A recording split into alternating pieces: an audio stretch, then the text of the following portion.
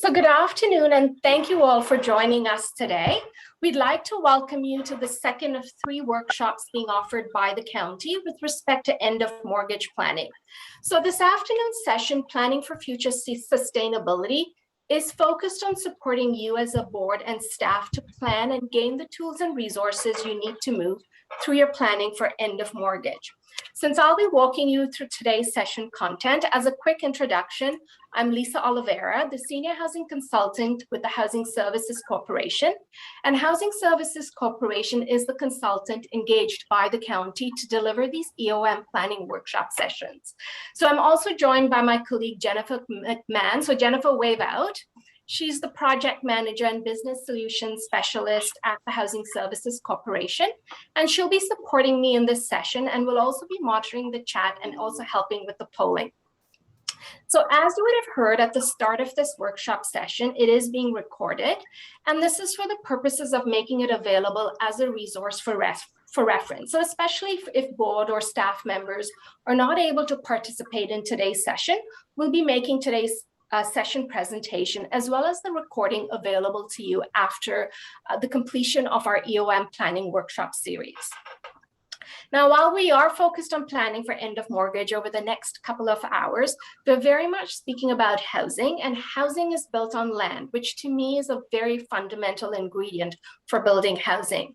And in this new virtual world, recognizing that we're all in different lands and locations in Ontario, I think if I can think about Wellington, Kingston, Ontario, you might be in communities in Wellington as well as in communities in, I'm in a smaller community in Kingston. So before we begin, I'd like to take a moment to acknowledge the Indigenous people of the land that I'm on today. So joining you from the city of Kingston, I'm on the traditional homeland of the Anishinaabe, the Haudenosaunee, and the Huron-Wendat. And I thank these nations for their care and stewardship over this shared land. So given that a number of you we're in different regions, I encourage you to use the chat to share and acknowledge the land from which you're also joining us today. So as I mentioned, this session is a part of a series of 3 workshops to support boards and staff of nonprofit and cooperative housing to plan as your organization approaches end of mortgage. And this is particularly important as you consider the possibilities of entering into new service agreements. So to highlight the key themes of each of the workshops, and I know that a number of you participated in a couple of weeks ago when we had the first session. The first session was delivered by my colleague Judy Lightbound, and she covered the technicalities of end of mortgage. So what it means, why it matters, as well as reviewing the recent changes to the HSA regulations and what does that actually mean for you as a housing provider. So this session took place on June 22nd, and a recording of the session will be made available as part of a package of resources from the workshop series. So we had a really good session, and I strongly encourage board members and staff that were not able to participate in that session to listen to the recording of that session. So today's session will be focused on walking you through some key planning elements that you as a board and staff should be working through in your preparation to get ready for end of mortgage, as well as in preparation for your engagement with the county to discuss next steps as your organization starts thinking and approaching end of mortgage.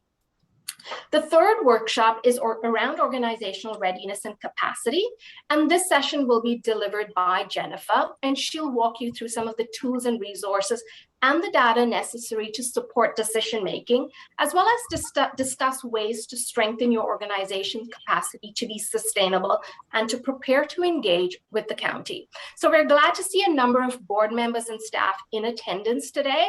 And as I mentioned, I recognize a number of you from session number 1, so that's really good to see.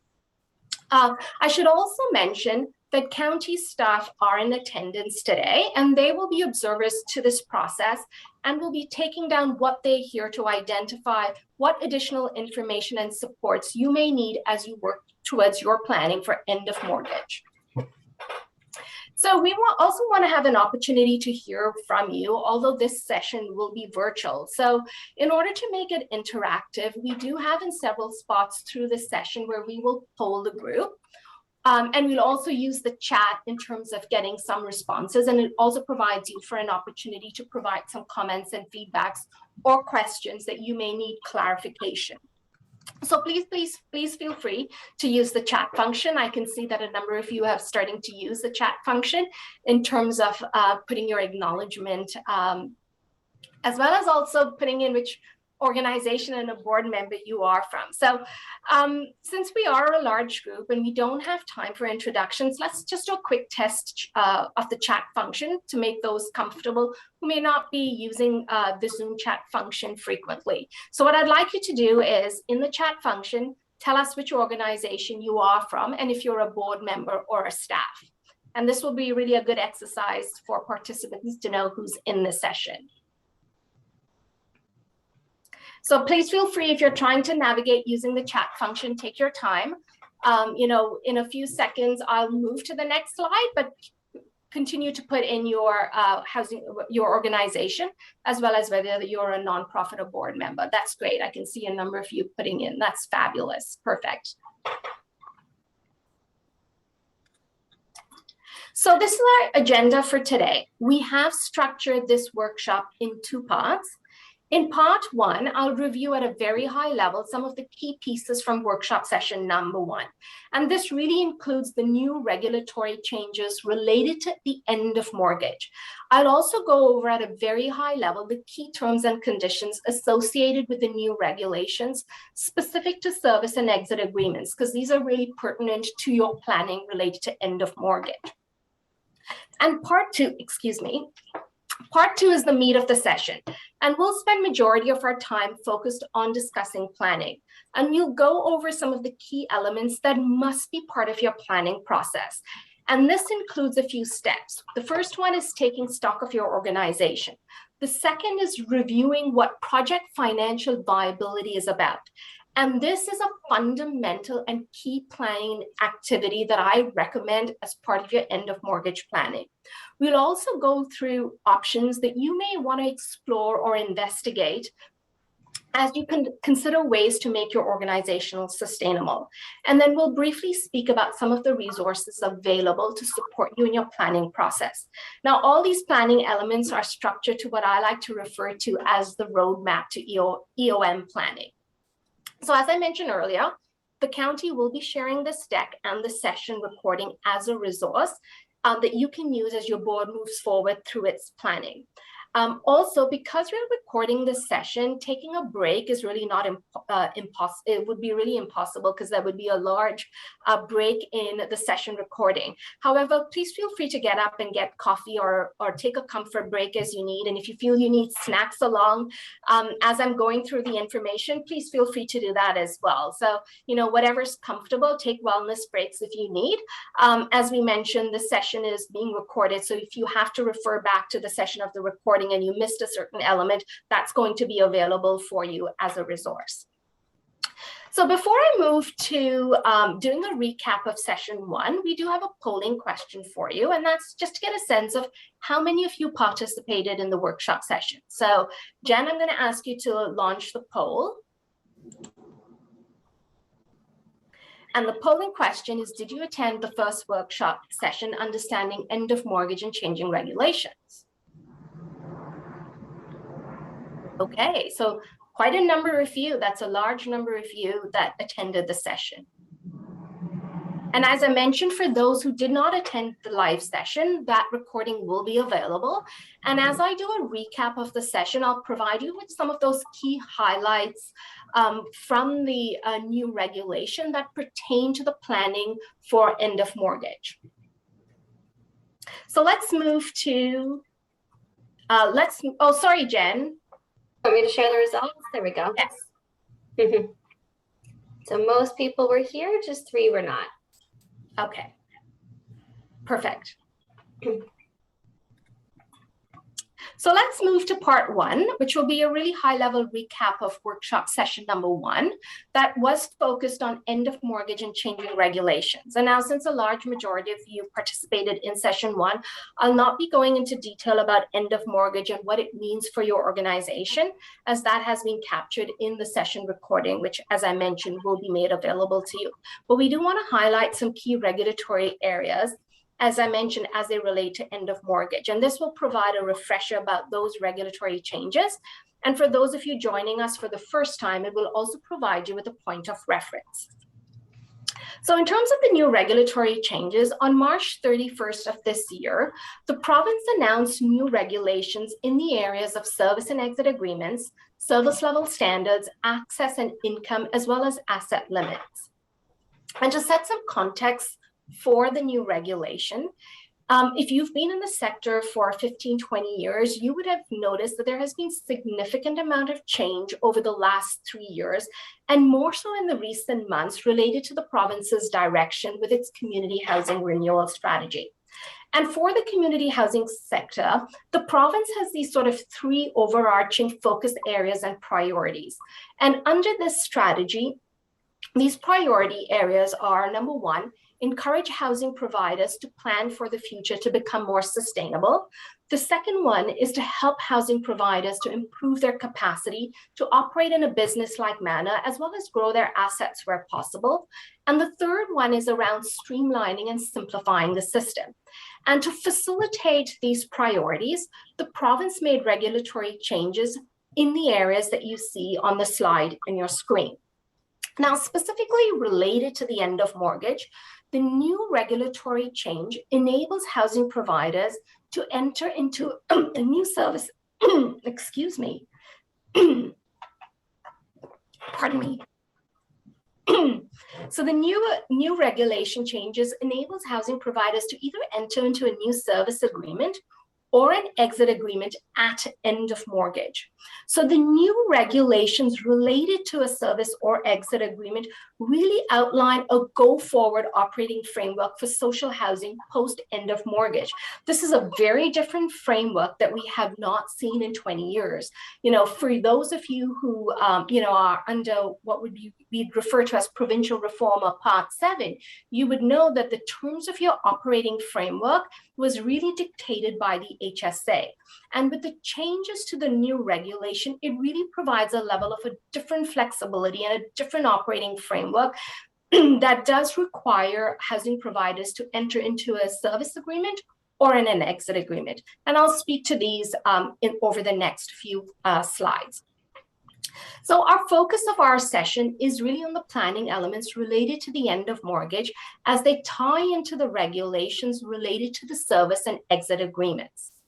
And I should mention that the service and exit agreement regulations came into effect July 1st, 2022. Now, I don't want any of you to panic because there has been a bit of a confusion if housing providers need to enter into a new service agreement or exit agreement by July 1st, which is obviously now passed. Really, all this means is when they say, if you see information that says the service and exit agreement regulations come into effect July 1st, all that means is the province regulation comes to an effect then. So for you as a housing provider, you have up to your project's end of mortgage year and post to enter into an exit or a service agreement. So now let's briefly go over what the new service agreement and exit agreement regulation entails. So as I mentioned, the new regulations enables housing providers to enter into a new service agreement once a project in their portfolio has reached its end of mortgage or its operating agreement. So specific to the service agreement, once you have signed a service agreement, this really replaces the Housing Services Act as your operating framework. So you will remember in session 1, my colleague Judy spoke about the 2 groups of housing providers. And if you were a provincial reform housing provider or a Part 7 housing provider, your operating agreement was nullified at the time of devolution, and they were replaced by the terms of the Housing Services Act. So under those old regulations, you really didn't have the flexibility to change the terms or negotiate, whether how you operated or your capital elements related to managing your organization. Those terms were embedded in the HSA. However, under the new regulatory changes at the end of mortgage, you are required to enter into a new agreement with the county. So if you do sign into a service agreement, that is really a commitment by you that you wish to remain in the social housing system as funded and administered by the county. And those service agreements typically have a minimum term of 10 years. That's the minimum requirement set by the province under the HSA. But you can certainly have conversations where the county, if your board decides that they want to actually have a longer term agreement. So the minimum term is a 10-year, but you certainly can negotiate a longer term agreement with the county.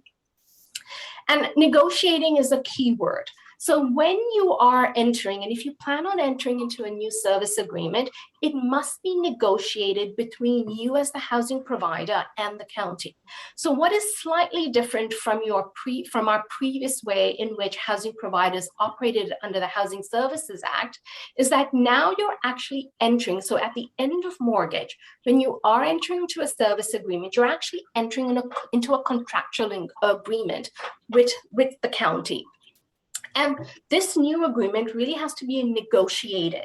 So it really requires a discussion and planning with board and staff of your housing provider, along with the county, to determine what are those terms and conditions of your new service agreement will look like.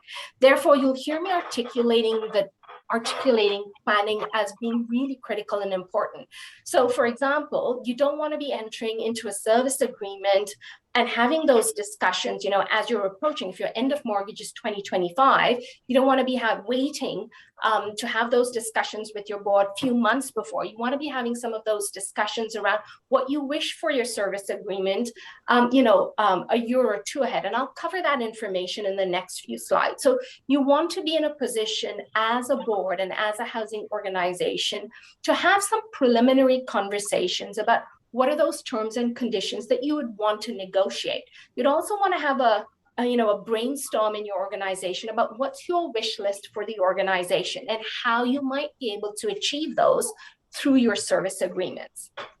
So a key element of a service agreement is the development of a financial plan. And Judy had spoken in much detail about, what are the terms and conditions of that financial plan. What is key to remember is the financial plan that you develop has to be developed jointly between you and the county, and it must cover certain areas. So the two key areas identified under the HSA new regulations, that it must address operations and capital. So the financial plan must address how providers' revenue will meet expenditures, including the projected capital requirements, and address how unit rent and the housing project will be set. So you can see that a little bit of a different flexibility from the previous HSA, which really dictated the terms of that benchmark funding formula if you were a provincial reform housing provider. So I've provided a very high level of the key items related to service agreements, as we know under the regulatory changes. Now, with exit agreements, this actually serves a very different purpose. In an exit agreement would really be if you're required to leave the social housing system and your relationship with the county. So while the exit agreement allows you, the board and owners of the property, to exit the Housing Services Act, there are restrictions. So it's not just a very easy, I am going to exit. I do not want to have a relationship with the county. I'm exiting. So, whilst it might seem the term of exit agreement might seem pretty sort of simplistic, there are restrictions attached to that.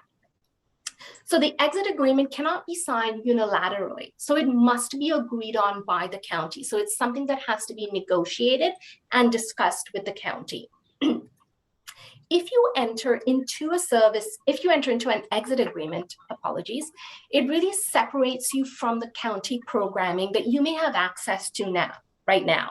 So it really removes you from your ability to access future funding programs through the county, or where funding programs through partnership initiatives that the county might have access through. So for example, through CMHC or Infrastructure Ontario or other stakeholders. There are also terms and conditions identified and set by the province related to exit agreements. And a key fundamental piece is that the exit agreement must include a plan to protect tenants. And this includes a plan to address both the ongoing accommodation of households living in the building and the ongoing delivery of RGI to households receiving RGI. So as I mentioned, the exit agreement is a bit of a misleading term. So whilst you can leave the HSA, there are restrictions imposed in the legislation on what you can and cannot do. There's also additional conditions and terms related to disposition of property. And I'll speak to those in the next couple of slides.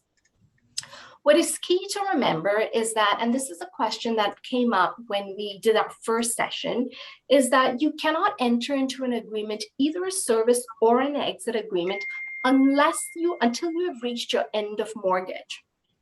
So this is quite critical. You know, we've heard in session one, we saw comments and questions whether housing providers can facilitate a service agreement or exit agreement before that. And according to the HSA, you can enter into these agreements only once and post end of mortgage.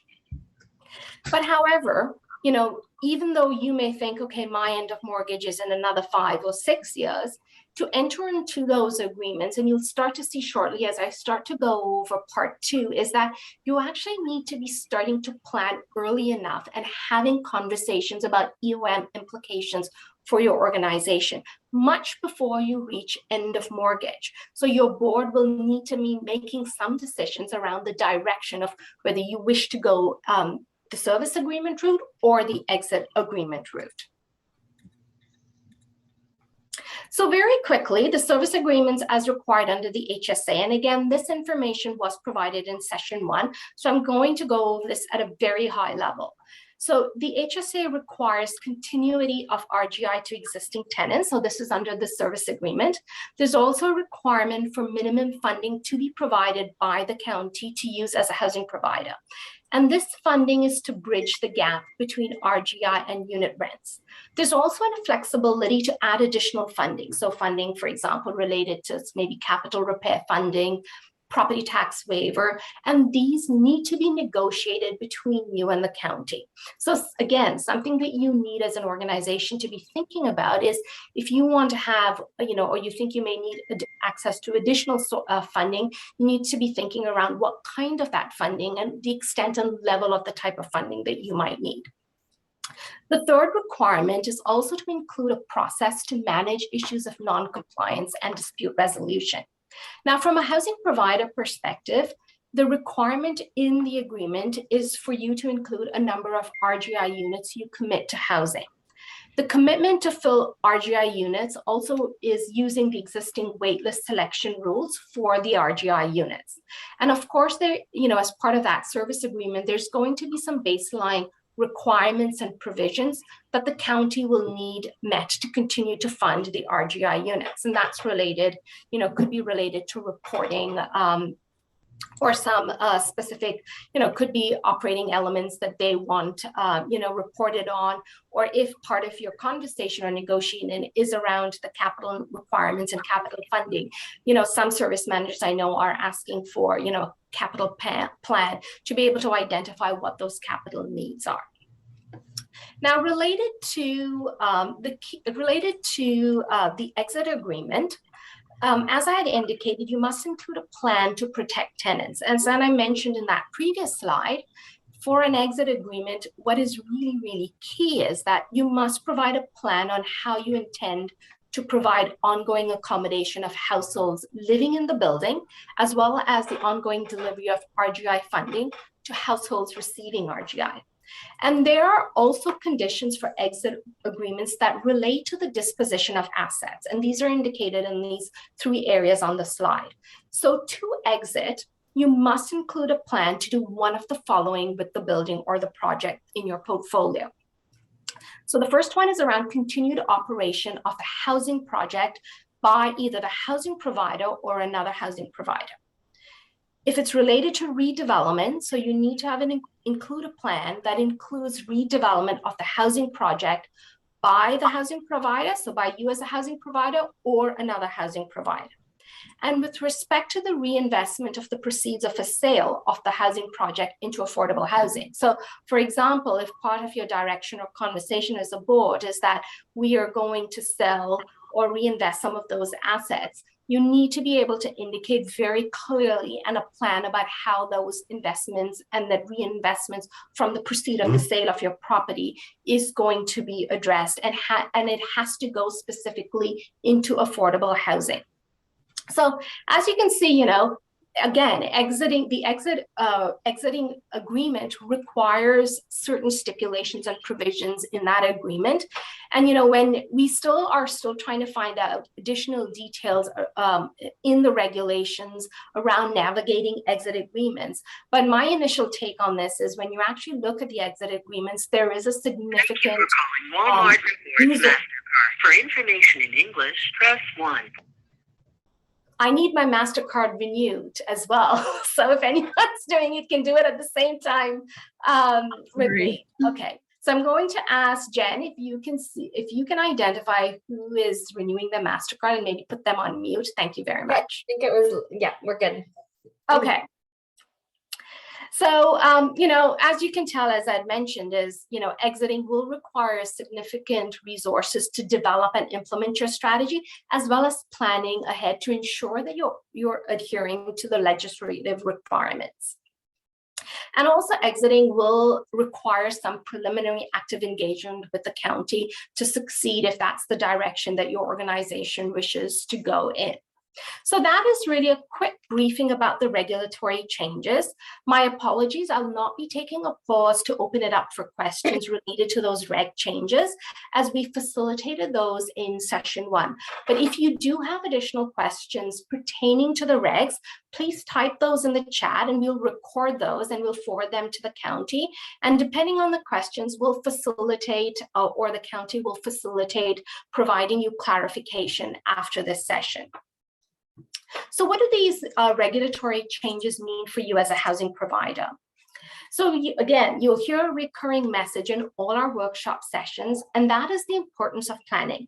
I cannot emphasize enough how important it is for boards to start having this discussion about long-term planning for your organization. And you may say to me, Lisa, we've already done our long-term planning. We've spent some time looking at strategic planning.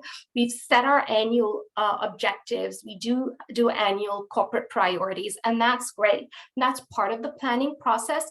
But now it is much more specific to planning related to the end of mortgage. So you're planning within that context. And it really is a discussion of where you would like to see your organization in the next 10 and 20 years. And if you think about it, if you've been a board member or a staff member for over 20 years, the Housing Services Act never really gave you the flexibility to be thinking about, you did have to do your strategic vision and think about your long-term goals and objectives, but really we were following the rules of the Housing Services Act. And now you're actually being asked to make decisions about what you wished for in terms of the long term of the organization. So as a housing provider and in your role as a board member, you will need to determine the direction and identify, do you want a service agreement or is the direction an exit agreement at the end of mortgage? And this has to be informed by some decision making and by some previous planning, and really having discussions internally within the organization, both with staff as well as with your board members. And as you're doing your planning, the county will also be doing its planning. So this is really a new operating environment for both group of stakeholders.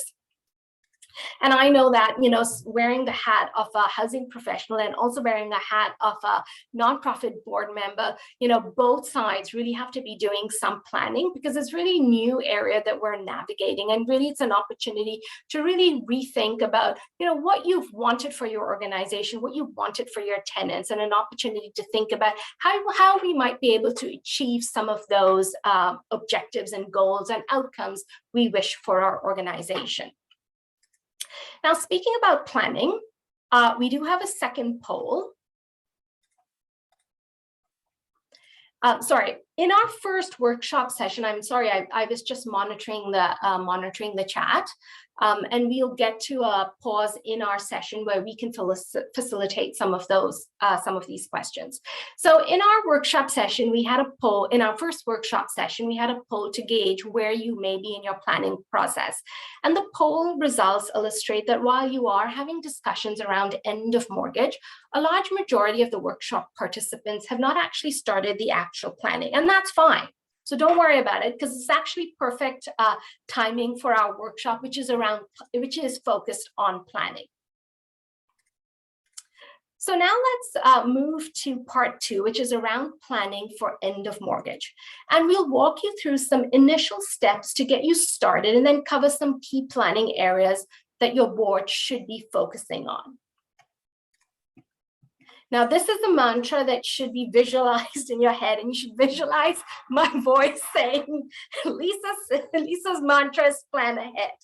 And planning ahead and starting early really enables you to have some forward thinking about your organization, and it really better positions you and your board to engage in really meaningful discussions and negotiations with the county. Like I said, I mean, planning ahead really puts you in a position to not wait, a few months before your end of mortgage project is reaching end of mortgage to start having these conversations.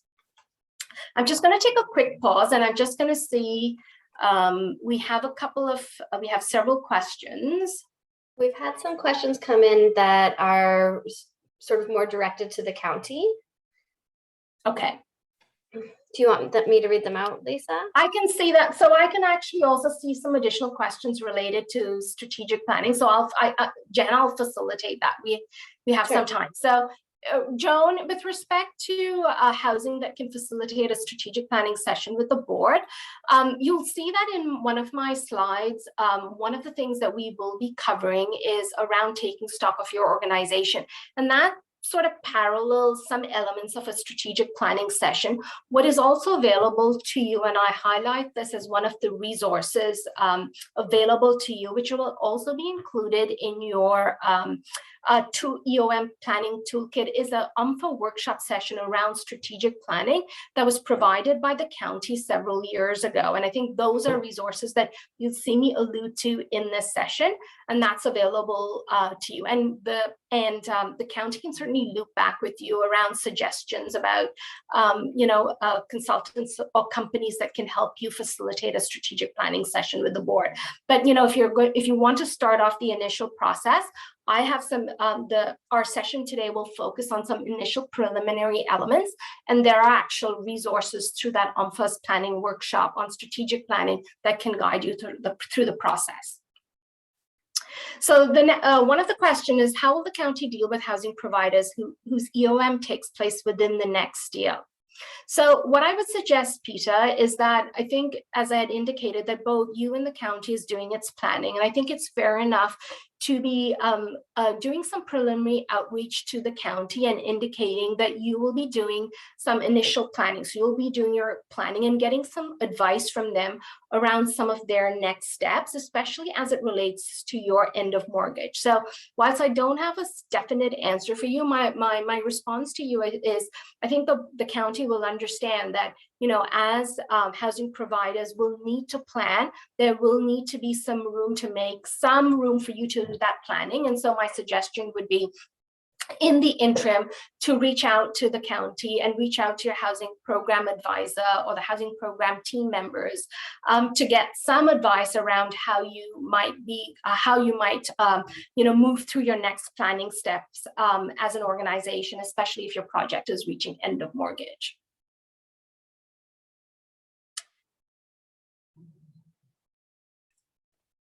So we've got a number of questions related to strategic plans.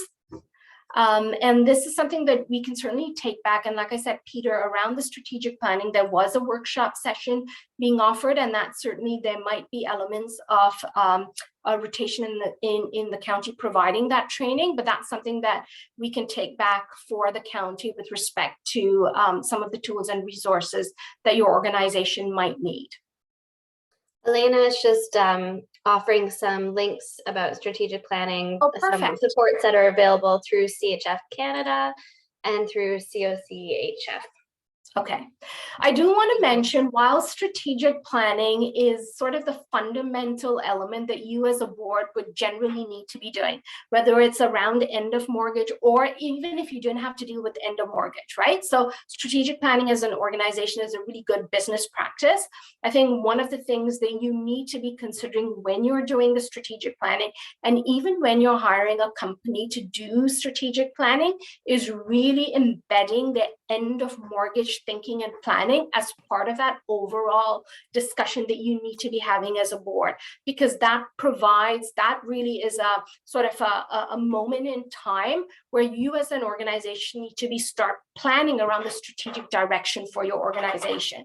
So, whether this is something that you facilitate by yourself or you hire a company to do it, remember, something that you should be asking for and you should be embedding in that practice is the conversation around end of mortgage. So, another mantra to you is, when you're starting the EOM discussion going, just get started. Start the discussion at your board meetings and make it a regular agenda item. And I know through our workshop poll, it was clear that a number of your organizations are already starting to have those discussions. And I think after you've completed the workshop series, you'll see that it's important to make the end of mortgage becoming almost like a consistent regular agenda item on your board meetings. What is key, and I want to emphasize that, is that all your board members need to have a really common understanding or a starting point of what end of mortgage is, what it means for your organization, and what are the new regulatory changes. Given that we've gone from an HSA framework to a new post end of mortgage operating framework, we really want all your board members to be on the same page around their awareness and understanding of end of mortgage. And a good resource is really, what I would suggest, and what we've done with our nonprofit board is, we've done a similar process where our housing administrator spoke about the new regulatory changes. And we've basically used that recording of the session, which you can do for session 1, and play that with your board at your board meeting when all your board members and staff are present. Because what that will do is it will allow all your board members and staff to hear that common messaging around what end of mortgage means, provide clarifications with respect to the regulations. So you're all starting off on that same planning page. And of course, if there's additional questions, you can always outreach to the county, to your housing program advisor to provide additional clarifications. And we often get the question, and again, for Peter, this might not be specifically for you because you're reaching your end of mortgage in less than 2 years. But we often get the question, how far along should we planning? And what we would suggest is getting into the real nitty-gritty elements is really, you should be really planning 2 years out, which is recommended. But I would actually start having the initial conversations early. Again, as I'd mentioned to Peter, if your EOM is in the next month or next year, it is fair to engage with the county and let them know that you're going through a planning process and engage with them in that conversation and get some advice on those next steps. What I would also recommend, and I can speak from some really good practice that, as I'd mentioned, is I'm on the board of a nonprofit. What we have done is we do have a board of about 9. And so, not everybody is a volunteer, and not everyone has the time or the expertise to understand end of mortgage. There's so many technicalities to it. So what we've done is we've actually established a small working group with board members and staff to work together on this issue. And we actually find this is being really productive in terms of, outlining what our work plan is, identifying what questions we have of our housing administrator, and just ensuring that in that time frame that you've set for EOM planning, that you're actually moving along the pipeline in terms of some key activities and actions that you need to take. What I do want to emphasize is that, say, for example, you've gone through, you've looked at what the new regulations are, and collectively your board views the new service agreement as the option. right? So you collectively say, we're going in the direction of a new service agreement. There is still a planning process that you must go through for that service agreement. And that was identified, that becomes very clear in terms of the development of that joint financial plan, understanding what are the terms that you want to negotiate in your agreement. So those are some, so you need to be in a position for those service agreements to be sitting at the table, having a negotiated discussion with the county. And of course, an exit agreement also requires a much more detailed plan that I'd outlined in the previous slides. And as you're going through this planning process, engaging with the county is key. And, again, don't wait for, 3 months down when your end of mortgage of your project is taking place to start having the conversations or start getting clarifications or asking questions of the county. You actually really want to be doing that as you're doing your planning process, and also some of the questions that your board and staff will have resonate as you start doing these early planning conversations. So you'd want to have those clarifications and confirmation with the county and engage with the county, if you need some assistance or you need clarification, because that only enables you to be in a position to make some decision making. So, if you do have specific questions, the Housing Program Advisor is available, and they will follow up with you and give you an update on each of your inquiries. So now let's turn our attention to the key EOM planning elements. And I like to phrase these in what I consider to be the stages of the roadmap. And there are different methods, tools, and ways to go about your planning based on the resources you have available and the capacity. Now, whether you have one project, multiple projects, there are some overarching planning steps that you should be covering. And these are identified in these 4 steps. The first one is gather basic information.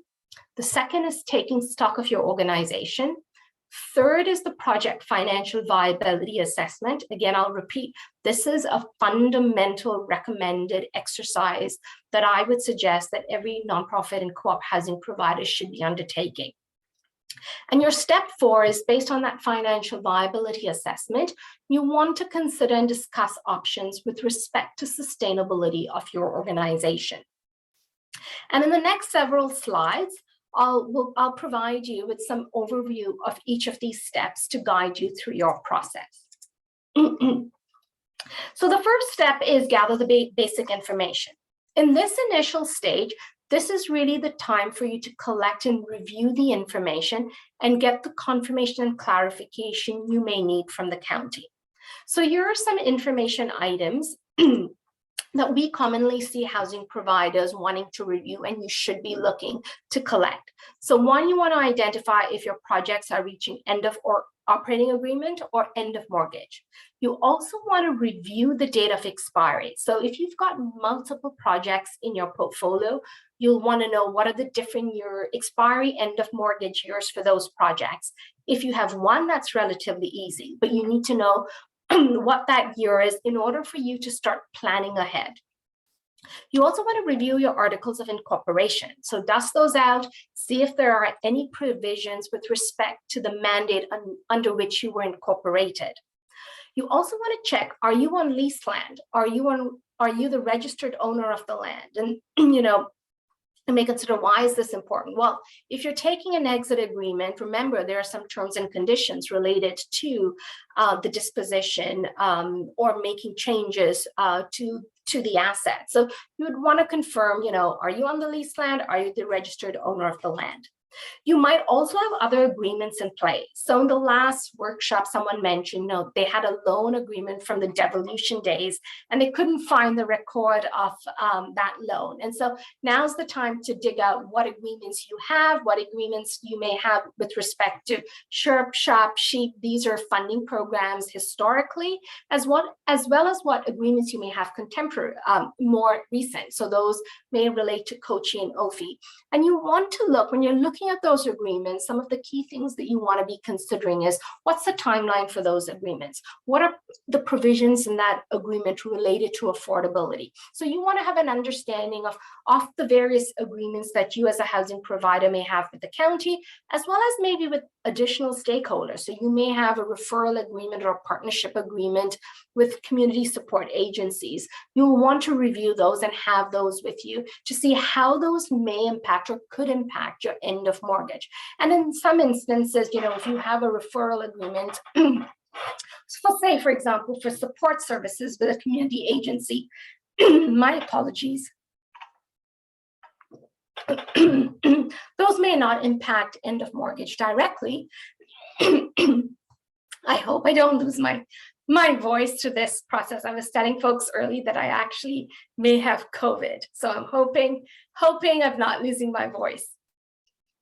So as I mentioned, gather those operating agreements, gather the existing agreements that you have, and it might be just a quick look to see, what are those provisions and conditions, and some may be pertinent and some may not be relevant. So we'd like to hear from you. What additional information do you think may be important to have and collect to be reviewed, that you think might be important to be reviewed by your board to support your EOM planning? So I'm going to ask you to put that in the chat. And I know some of you mentioned some of these items in the last session. So what we're looking for is, we've provided a list of some, basic, even Ellie's losing her voice. So, we talked about some critical basic information that you need to be gathering. If you as a board were to think, okay, if I'm planning for end of mortgage, I think I would also need to be reviewing this additional information, or I should be asking our staff for the additional information. What do you think that might be? Keeping in mind, the new service agreement and the new exit agreements will require you to be considering some elements of your organization.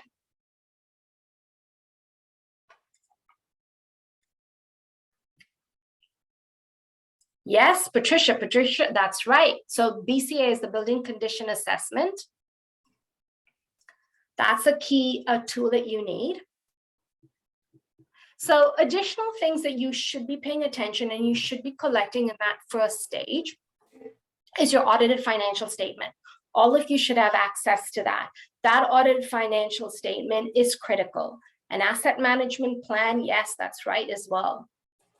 In addition, you'd also be wanting to review your current funding subsidies. So as a board and a staff, you want to be looking and saying, okay, in our current operating environment, what are the current and type of funding subsidies that we have, and what's the level of those funding subsidies? This becomes important when you start to look at your financial plan. You also have the annual information return. So that becomes a critical element. One of the things that you should be having and you should be looking at, and I'll flag why this becomes important when you do your viability, is you'll also want to understand your RGI targets. What are your RGI rates? So you also want to understand your market rent rates. If you've got market units in your portfolio, are you actually charging the market rent rates at the current CMHC or 80% of the CMHC, or at your local at the local rent rates set by the county, or is that much under? You'll also want to look at your capital expenditures over the next 10 years. So these are some of some additional elements, and what I've highlighted are some key financial data information gathering pieces that you will need as critical information. So absolutely, the capital reserve fund allocation is really very important, and you'll see that that becomes a critical element that you as a board will need to be reviewing and look at when you actually do your project viability assessment. So the other thing that we find, and it's, as a board member, that we've also looked at, and some of you will be looking at me and may not totally agree with me, but it's also operational reviews. And we found that as a board, when we're looking at continuous management and continuous improvement of our organization, we've referred to the operational review as a good resource to actually see, where we are as a nonprofit, what areas do we need to be strengthening in parts of our organization. organization. So I would also suggest that that's actually a good resource that you should be looking and considering as a guide to look at what elements for your corporation that you need to be strengthening or improving. So the next activity is taking stock of your organization. I'm seeing some really good responses come in, so keep them coming in. So as a board, you want to collectively, and again, this part of taking stock of your organization sort of overlaps with some of the strategic planning conversations that you will have. And taking a stock of your organization is really valuable in your EOM planning, because what it will do is it actually forces you to understand and go through elements of your organization and give you a sense of what is the status of your organization as it currently is, and then identify emerging needs and priority issues for your organization. And there are 3 exercises that we'll review at a very high level that is important to go through as you go through the larger step of taking stock of your organization.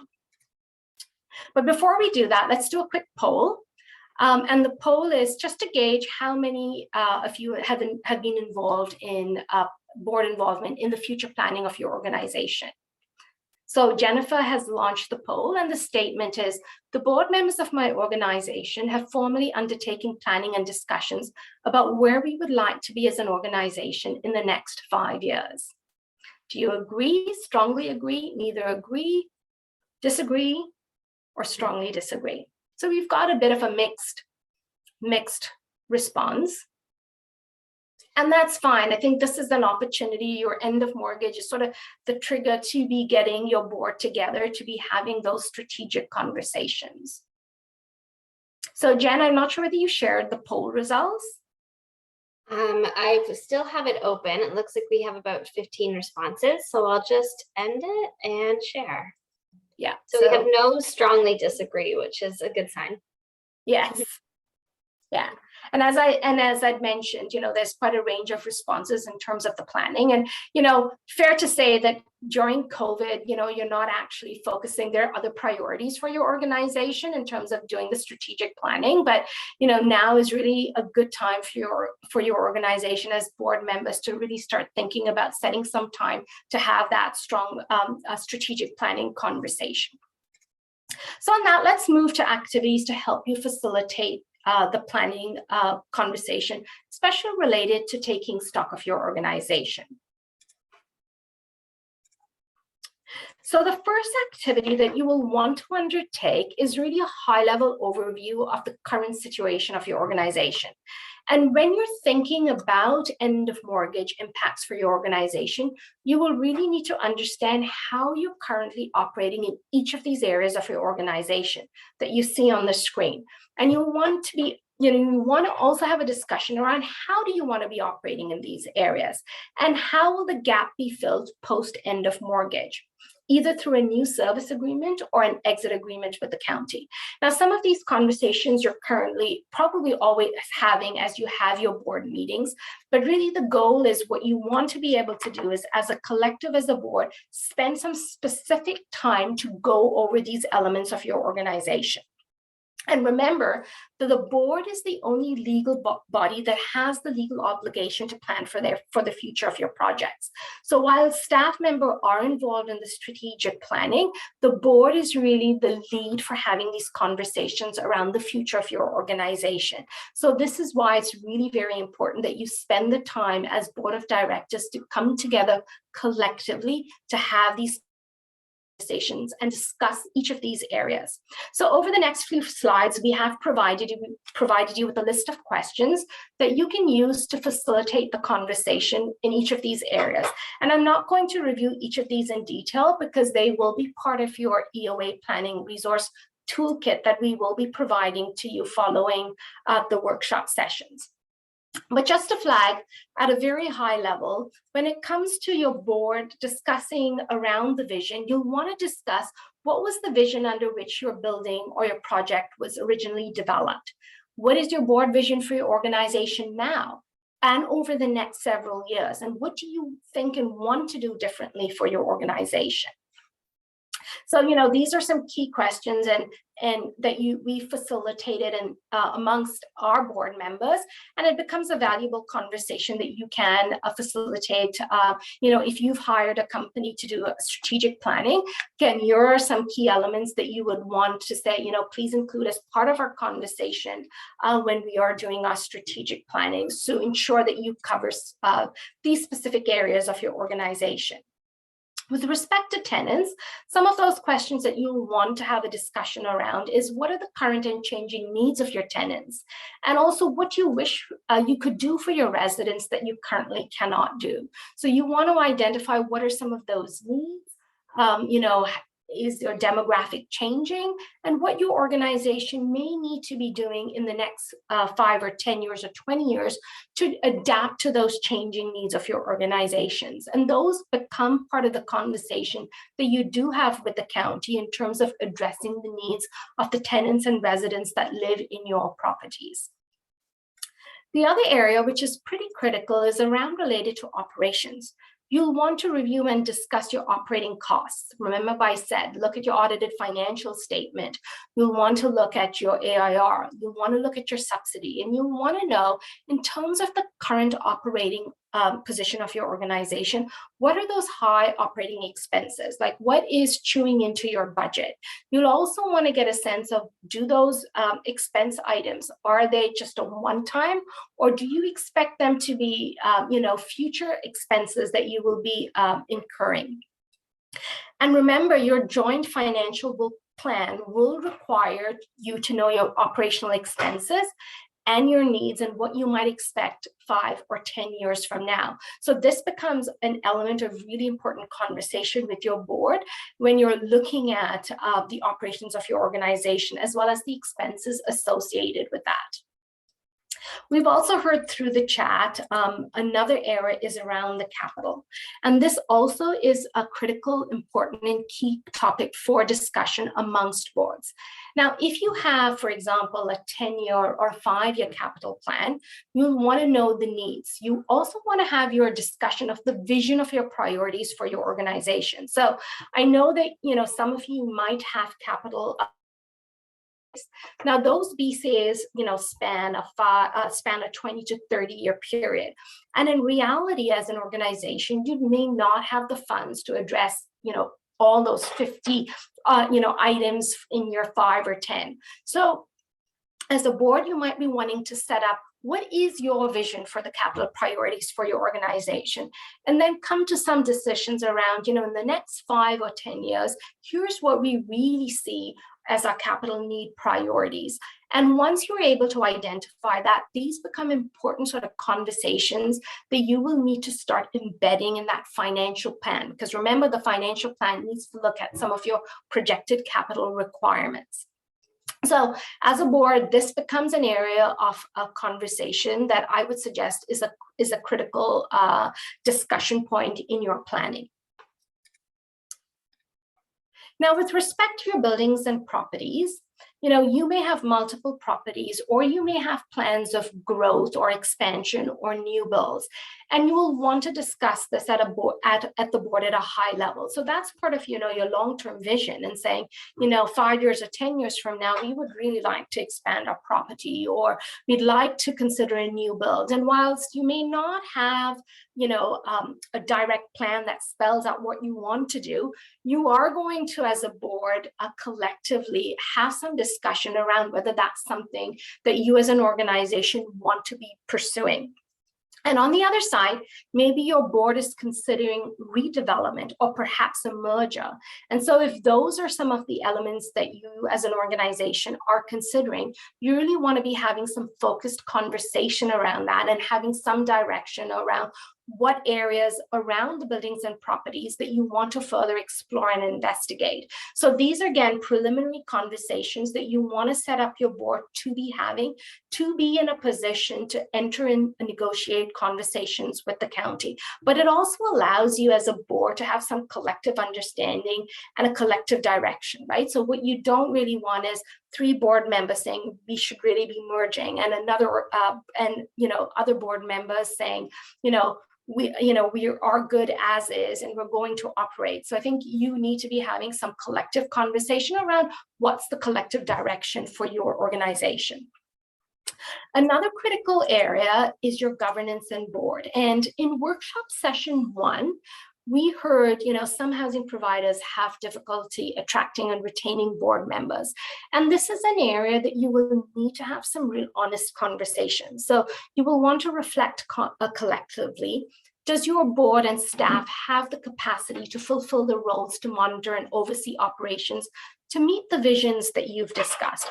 And that's fine. You may identify that there are some capacity issues, and that's part of the conversation around looking at the staffing model for your organization that you may want to have in terms of the preliminary conversations with the county around, ways that they can support you or what you might need to be doing to adjust that staffing model. You'll also want to look at your governance capabilities of the board members. So, have the honest conversation. Are you the right people to transition the project into the next 10 or 20 years? Do you have the external expertise?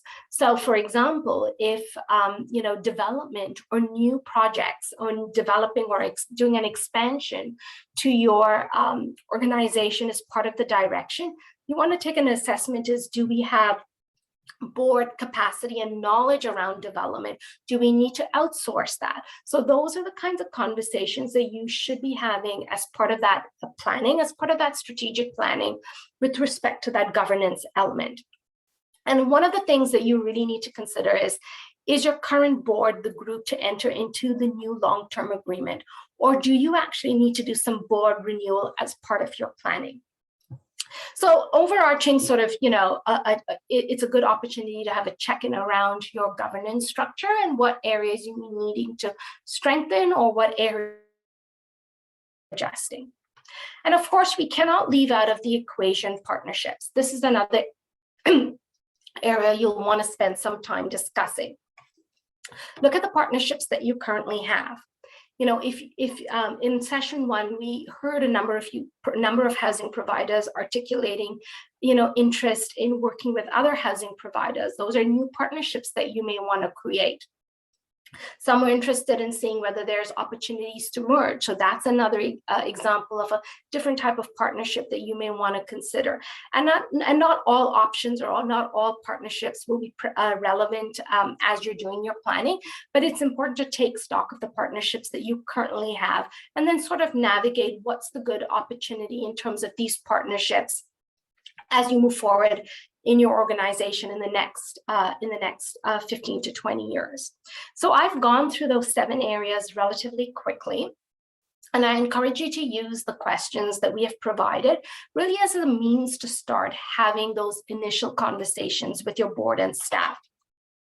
And as I mentioned, these conversations will really position your organization to know what is going on with your organization, your current situation, and also better position you to have some internal discussions about directions. Excuse me.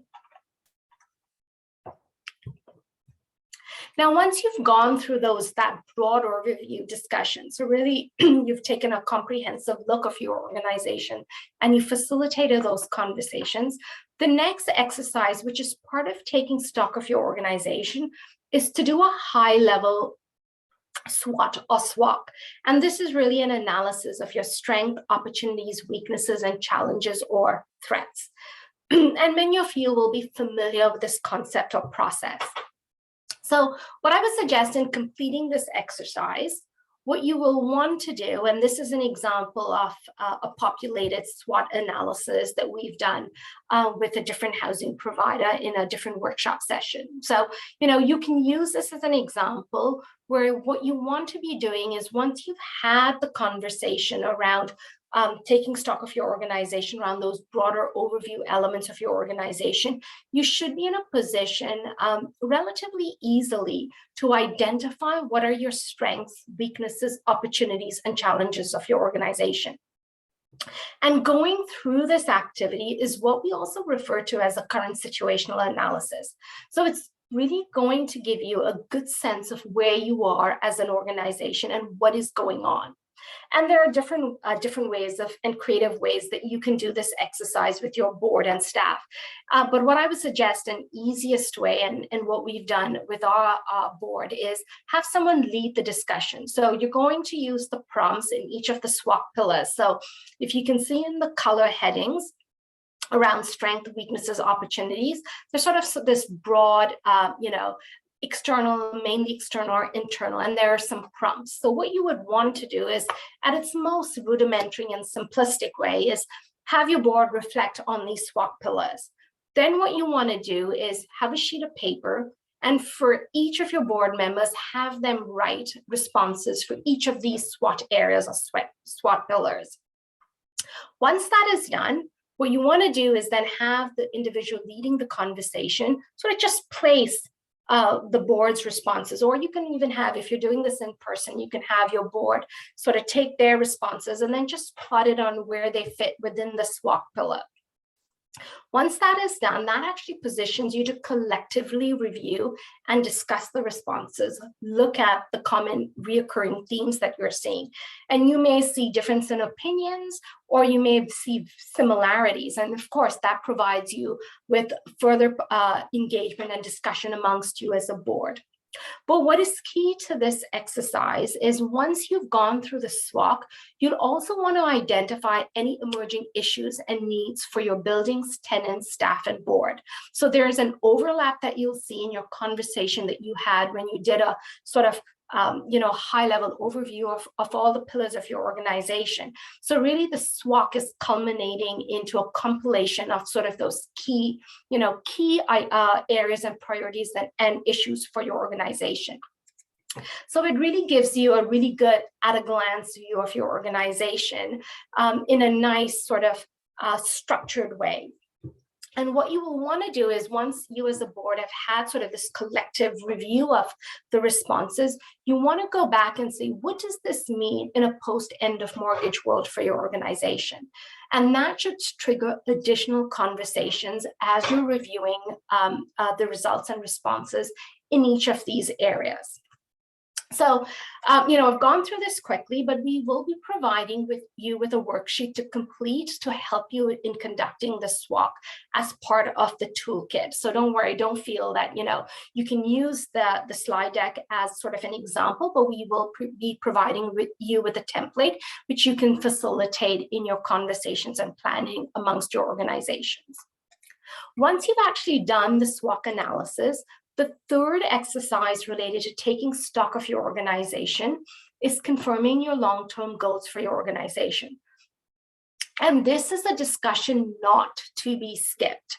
So whilst you will, I organically talk about, here are what our long-term goals, here's what we see as an outcome, you need to actually have space and time to actually document and record, what do you see as your long-term goals for your organization? And why is this important? So clearly you want to be thinking about, what is the next generation of your organization? What is it that your organization wants to be over the next few years, and what do you want to focus on? So as I mentioned, the last 30 years, your organization has really gone through a regulated process. And for the next 30 years, you will have some opportunities about what you want your organization to look like in the areas of finances, properties, your assets, tenants, working with partnerships and governance. So you want to be able to identify in a collective way amongst your board, what are those key goals and long-term objectives of the organization? And this becomes important when you're starting to have the preliminary conversations with the county in terms of negotiating what your agreement is. I mean, it is important that they hear your ideas of what you see for your organization, right? So if you think that you want to expand, you want to build, that's part of what you need to be sharing in terms of your long-term goals for your organization. And this is also an area, it becomes critically important to have, as you're setting direction for your organization in the next 5 and 10 years. And this is a key activity that you would normally doing as part of the strategic planning. It's going just back to anchor it back into your end of mortgage planning. So as I mentioned earlier, when there were some questions around the strategic planning workshop, the 3 exercises that I've gone through at a high level can be used with the resources, as I had mentioned, through the OMFA strategic planning workshop session, which is available to you. And we recommend using the template to conduct a situational analysis, the SWOT analysis, as well as the template to identify emerging needs, as well as setting direction. And setting strategic direction, the latter really facilitates you to establish organization goals and objectives. And it's a really good template to work with through your board in some of those conversations. So I'm going to take a big pause here before I move back on the roadmap and see if there's any questions from you around any of the planning elements that we had discussed.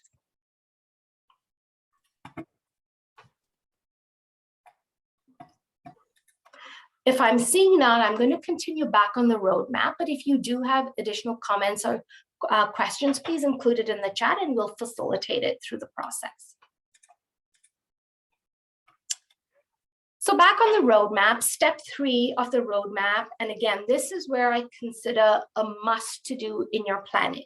So if you're just about to step away to grab a cup of coffee, I'm going to ask you to hold down, wait, because this is a critical element of your planning around project viability assessment that it will be important for you to hear and listen.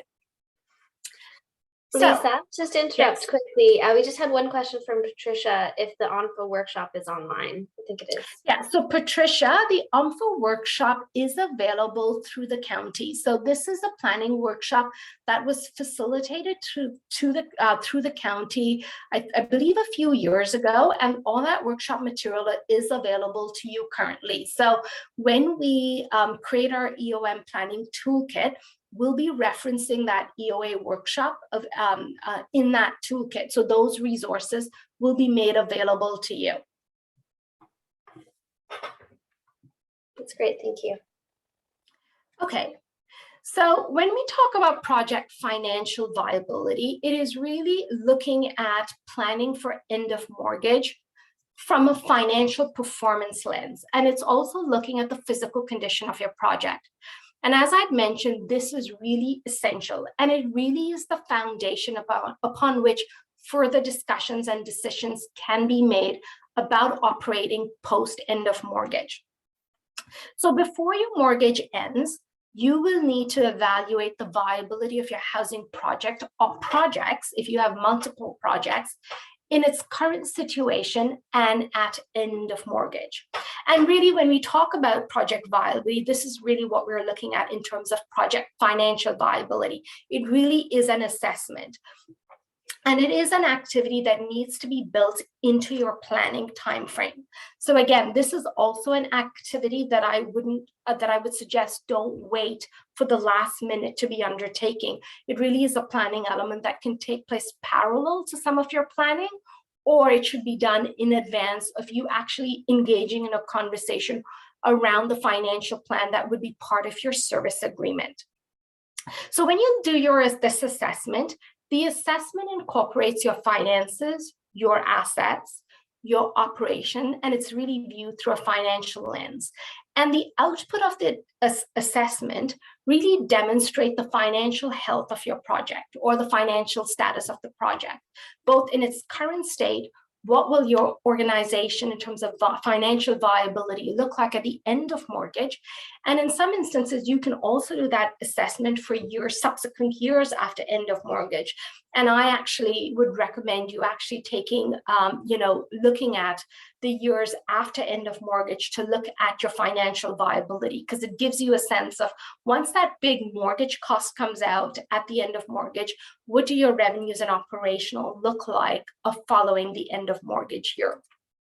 So project financial viability really is a fancy technical term that's basically, enabling you to do the math to get a glimpse of what the operational and capital side of your project will look like when the mortgage is fully paid off. And again, I really recommend this as a key element that you should be undertaking as part of your EOM planning. So just to reiterate, and I can't stress enough how important project viability assessment is to your EOM planning. It is really a valuable tool to guide decision making and really to help you understand the financial health of your organization, to get a sense of what subsidy you are receiving now and how about that may change after end of mortgage. It also provides an outlook to the board with respect to the operating expenses, revenues, capital needs, as well as the capital reserve adequacy over time. So I know a number of you will say, okay, Lisa, we look at our audited financial statements every year. Well, when you're doing a financial viability assessment, you're actually taking stock of the current year, and then you're actually doing a projection at EOM year and post to see if everything stayed the same, or in your assessment you might do some changes. What does that look like in terms of the operations of your organization? So quite different from your audited financial statement, but that audited financial statement is a key information tool that you would need for your viability assessment. Lisa, Patricia is asking, is the project viability financial viability part of the asset management plan? So yes, Patricia, there'll be an element, and I'm going to cover that in terms of the viability piece, because you do actually you not necessarily need to have an asset management plan fully in place. So, but there's an element of that asset management plan, so which will relate to your capital needs, your capital costs that you would need in terms of doing that viability. And when I speak about a simplified way of doing that assessment, you'll see that element of an asset management plan is a key information item that you would need. And I would suggest, as a board, if you are actually looking at capital planning as part of the conversation, that is something as a good practice and a best practice that I would recommend that you should be doing. Because if you as a board need to start planning in terms of capital, so what are your capital projected expenditures, to me a necessary component to facilitate that conversation is actually having an asset management plan that will guide your organization in terms of what those priorities are. Also, if you remember when I indicated, you have the BCAs will have a 20 or 30-year schedule, and you will likely through the county and its ongoing rotating cycle get those financial updates. That also becomes a critical element of your plan.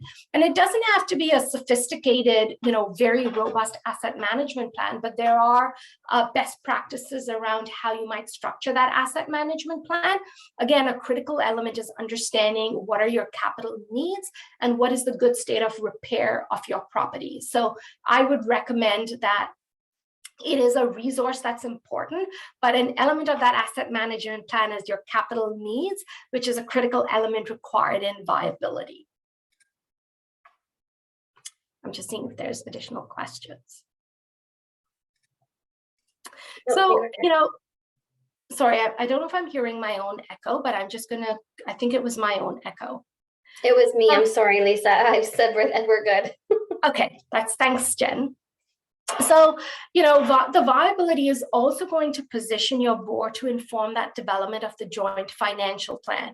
And at a very high level, remember, based on the new regulations under the HSA, to enter into a service agreement, you and the county must develop a financial plan. And the elements of what that financial plan must include were covered in workshop session 1.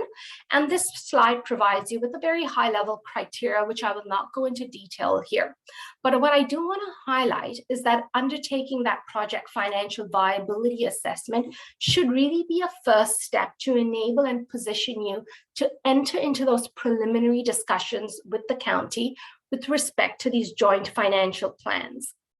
And again, these joint financial plans are a critical element to be included in those service agreements. Now, when we talk about financial viability assessment, there tends to be some confusion as to whether doing a project financial viability assessment is the same as the financial plan required in the HSA. So I just want to confirm that the project viability assessment that you undertake is really an exercise. It is not the financial plan required to enter into a new service agreement. So project financial viability, as I'd indicated, is really an exercise that you're undertaking to give you the information and data required to inform what your joint financial plan will look like when you engage with the county.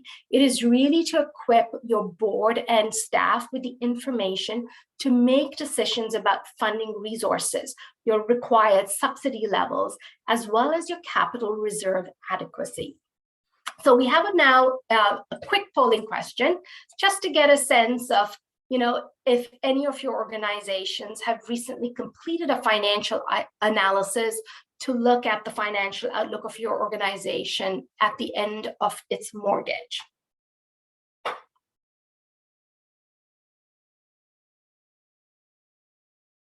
So I'm just going to wait for a few more responses to come in.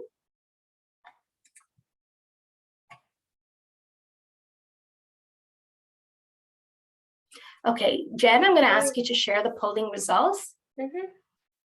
And so we'll see, nobody as yet has done a detailed financial analysis, because if you did, I was going to put you on the spot and ask you what are some of the lessons learned. But, we have some financial analysis that's being completed and is being discussed by the board. Some of you are just starting the process to undertake the analysis. Some of you are unsure, and some have indicated that there's no analysis that has been completed to date. And that's fine. As part of this planning process, we'll be walking you through some of, some simple steps that you can start to take to do the viability assessment.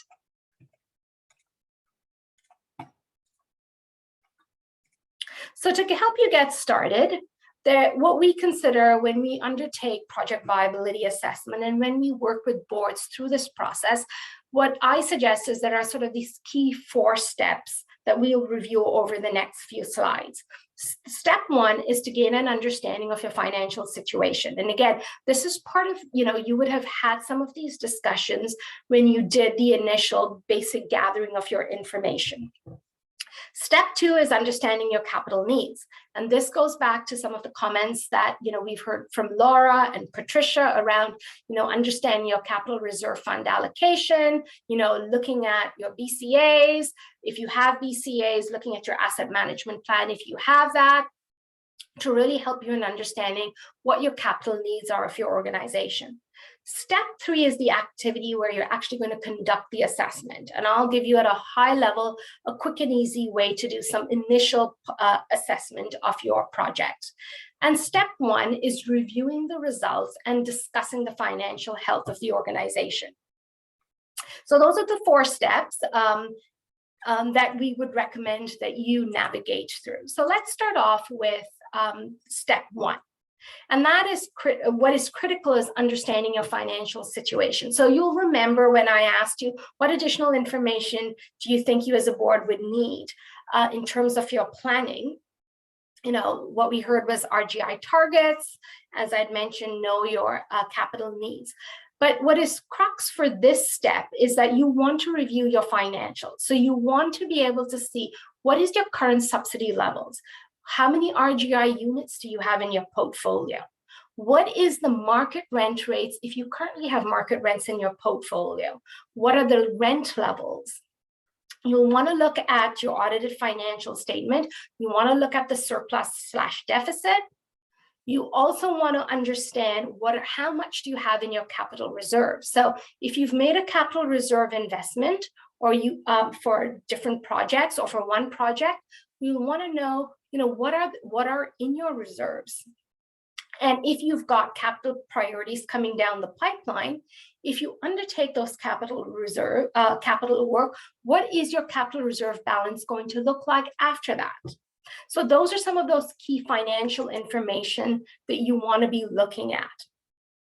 So in addition to reviewing that, what I would suggest is that as you're reviewing that, you'd also want to collect this information, as this becomes important basic data that you would need for us doing the assessment for viability. The second step is that you'll want to understand and collect information on your capital needs. Very important. Remember, the joint financial plan will require you to start thinking about your capital expenditure needs of your organization and how you as an organization are going to address your capital needs. So if you have BCAs, you want to dust off those BCAs. If you have, find out how recent they are. If you have a 10-year capital plan, you may want to update that. You as a board may need to collectively be looking at those capital priorities and capital elements included in the plan. And then I know through the county, there are financial updates provided to those BCAs. So you want to be able to have access and collect that information and review what those financial updates are to your BCAs. And if you haven't already, you want to prepare a 10-year capital plan. You want to know the costs over time. But you also, as an organization, want to make some decisions about the priorities you wish to address. Like, as I mentioned, your BCA will have like a 20-year schedule. And the question is, are you as an organization going to address each of those based on the time and the schedule that the BCA identifies, right? So in some years, you may have 500,000, next year 500,000, next year 500,000.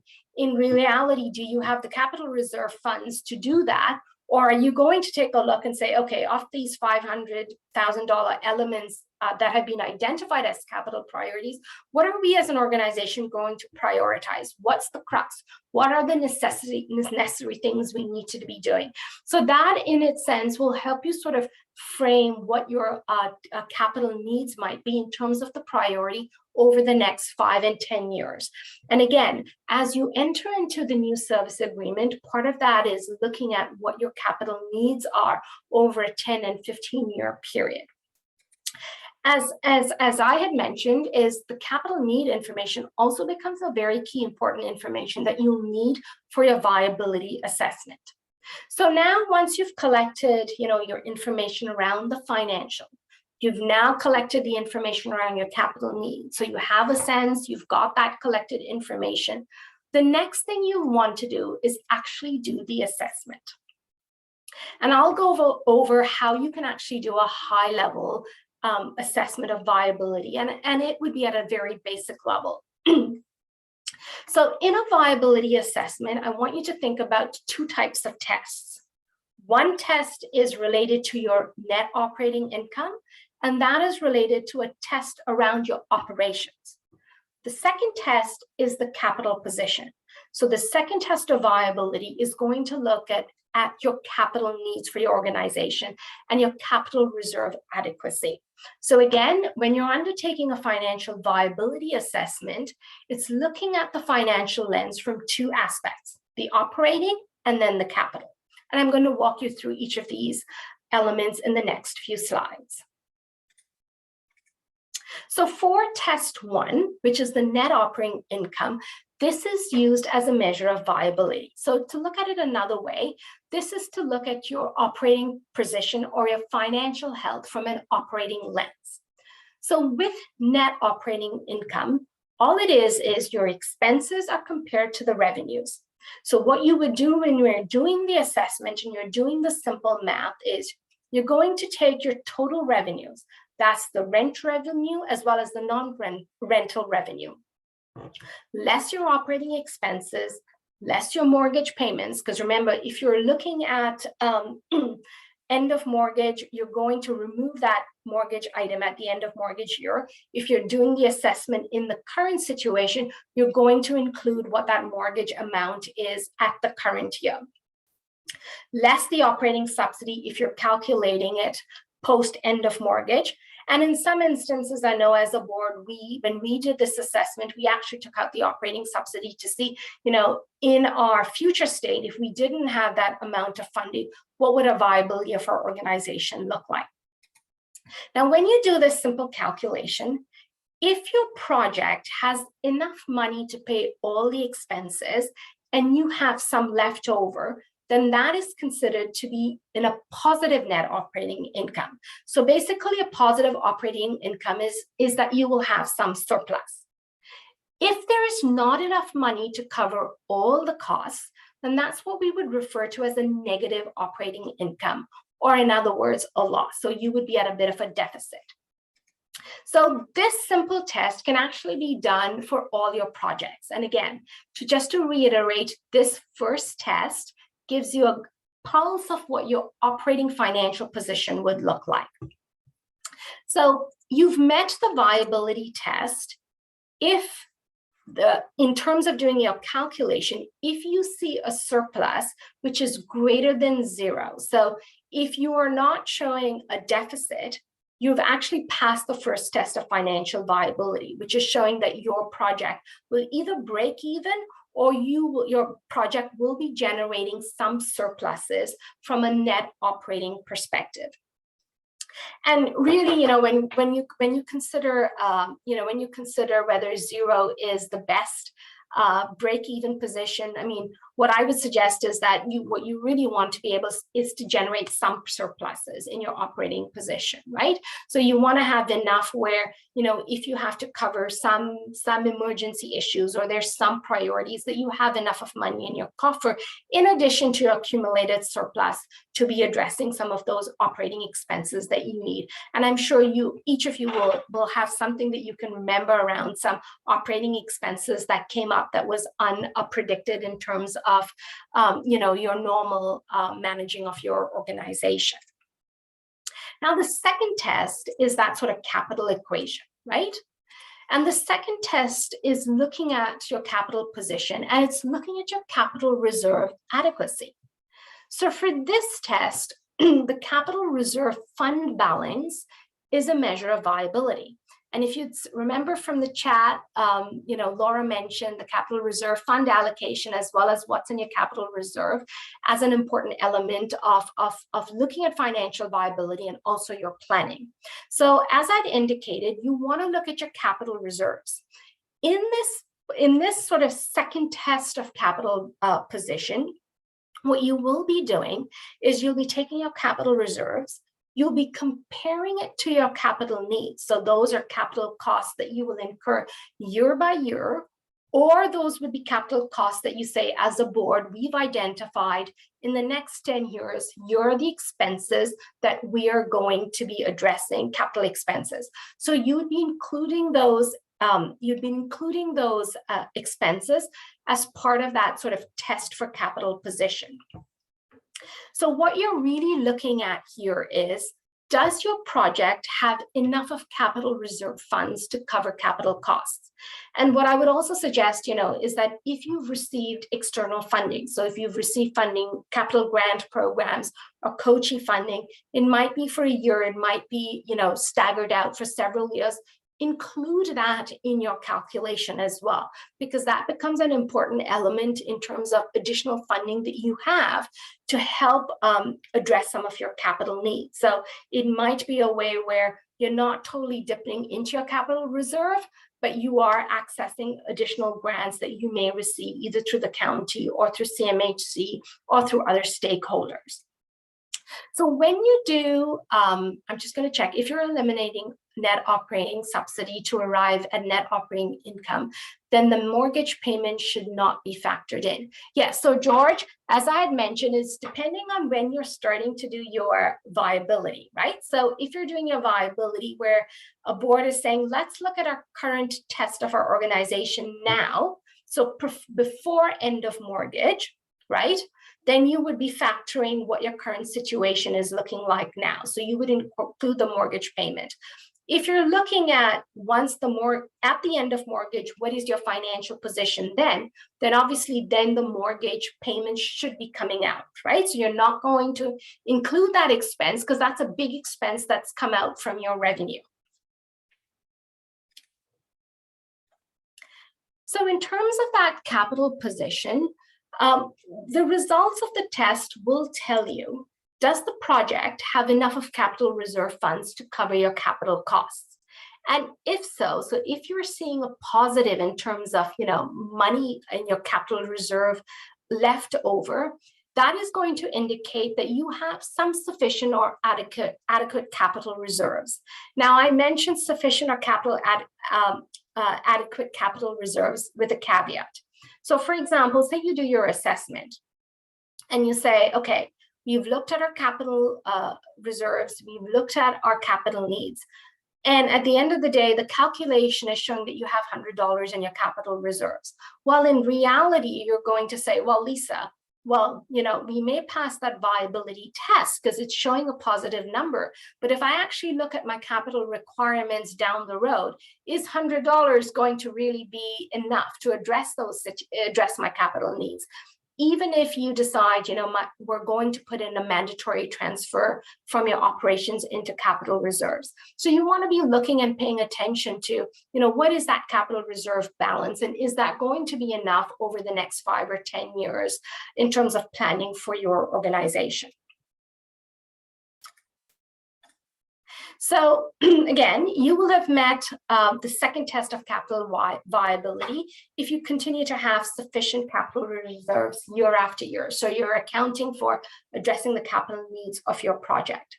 Now, in test 2, when you look at the results, what you want to be considering is, will your capital reserves be enough to cover your capital requirements over a 10-year period or more? Will your surplus of capital replacement fund be sufficient for your organization and your capital needs? And from the operating side, because you would have done that test 1, you want to look to see is, do you have a cash flow which you may decide you're going to allocate towards your capital reserve requirements or your capital needs? You'll also want to think about, when you do the test 2, is, will you need to borrow against the asset, right? So some of the test results and the review of the test results will address some of the questions that you may have as a board in terms of, can we refinance? Can we borrow against your asset? So based on those results, you will want to review and discuss with your board members and staff what the results mean about the current and future financial health of your project. So here are some questions to facilitate, once you've done that assessment. So you've done the test 1, you've done the test 2, you've got your results. Now you're going to step back as an organization and you, as a board, going to reflect on those results and say, are we a financially viable organization? Based on the results, can we run our organization independently without additional resources or subsidies from the county? And what does your organization need in terms of funding to continue to operate in a financially viable manner? So remember, both those tests are going to tell you operationally what's the financial health, and capital, what's the financial health. And it's going to tell you in what areas and what of those accesses that you may need to strengthen the viability and stability of your organization. And your discussions related to the assessment becomes part of your framing conversation that you will have with the county with respect to your financial situation. So it will position you to say, okay, we've done a viability assessment, and here's what we are in terms of our position, in terms of our subsidy needs, in terms of the magnitude of what we're expecting our operating expenses to be 5 and 10 years down the road. And really, the objective of doing that financial viability assessment is really to put you in a position where you as an organization and board can understand what are the financial needs of your organization to be entering into that financial plan in discussion with the county.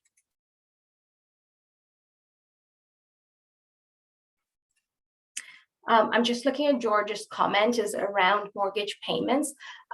George, I'm going to come back to that because I think his comment is mortgage payments and operating subsidy go hand in hand. And if you have to pay mortgage, then you also have an operating subsidy from the county. And if you are post-mortgage, you don't have either one. So just reflecting back to George's comment, remember, under the new regulations, the service agreement and the financial plan that you have is really looking at a new funding formula for your project.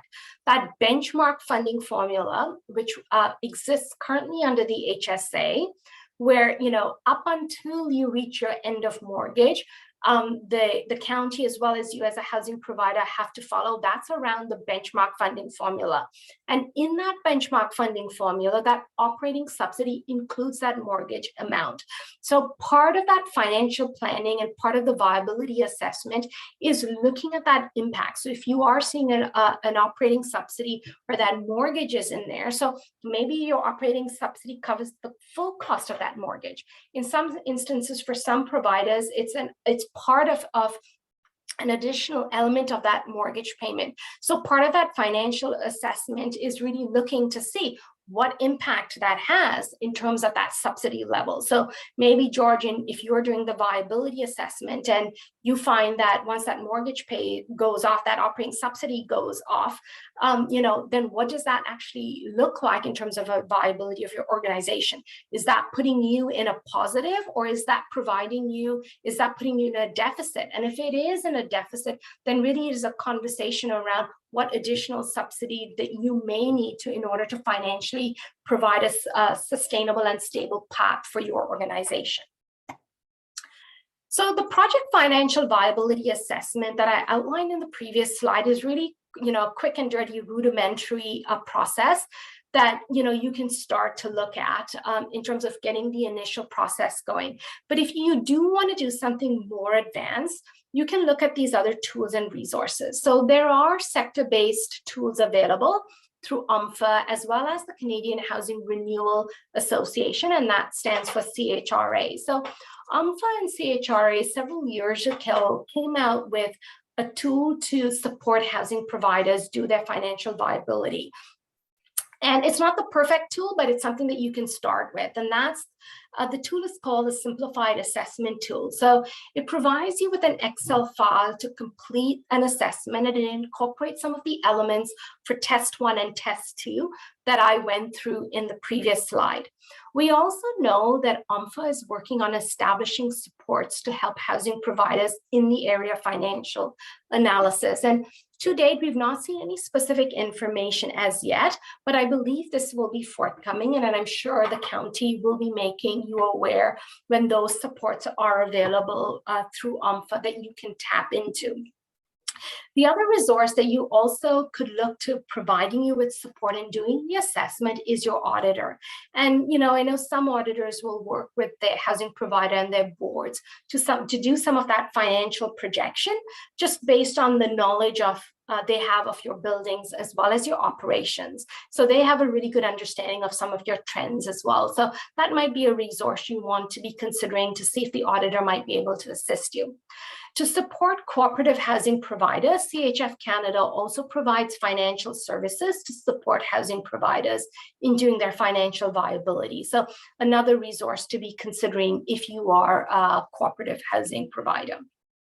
And of course, there are consulting firms that work with housing providers to conduct this analysis. So I've gone through, this material quite quickly. I'm going to take a quick pause to see if there are any questions about project viability or any planning stages that I have gone through.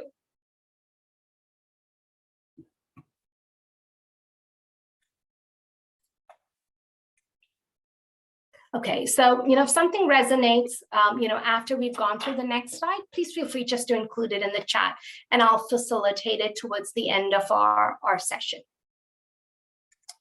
So now, once you've looked at the financial performance of your portfolio, you've got a sense of what your operating position is, you've got a sense of what your capital position and needs are. The next key planning element is to consider your options and to have a discussion with your board members and staff. And you as a board and board members and staff will want to reflect on, okay, we've got our results of the viability. We know how we're faring financially in terms of the capital as well as operating. What do we need and want to do to make our organization sustainable? And here, what you're considering is you're taking those viability results, you're taking your discussion from the SWOC, as well as that comprehensive discussion you have had amongst your boards with related to those 7 key areas of your organization, as well as with your long-term goal discussions. And you're going to consider, okay, so what can we consider and what are some options that we may want to explore as an organization? So some common options that we have seen board consider, and they're sort of, we've highlighted in 4 categories, and certainly there might be additional options that you are considering as well. So the first one is increasing revenue. Here, what you want to consider is what can we do to increase the revenue whilst maintaining our affordability? You want to think, can we adjust our rents? Can we change the rent mix? Can we increase the market rate rents? Remember, I said as part of one of the financial and basic information that you need is looking at your market rate rents, right? If you're charging much lower than the market rate rents, is there an opportunity for your organization to increase those rents? Is there an opportunity to increase non-rental revenue? So I know if you've got commercial space that you may rent, or you're not renting, you may want to consider, are there opportunities to use some of that space to get non-rental revenues? You also want to look at the subsidies that you're getting. And again, this goes back to George's comment in the chat around the operating subsidy. And you want to get a stock of what are the subsidies that you're currently getting, and how might this change when you actually are negotiating a new service agreement. You'll also want to consider what might be some level of subsidy or type of subsidy that you as a housing provider may require in order to make your organization sustainable.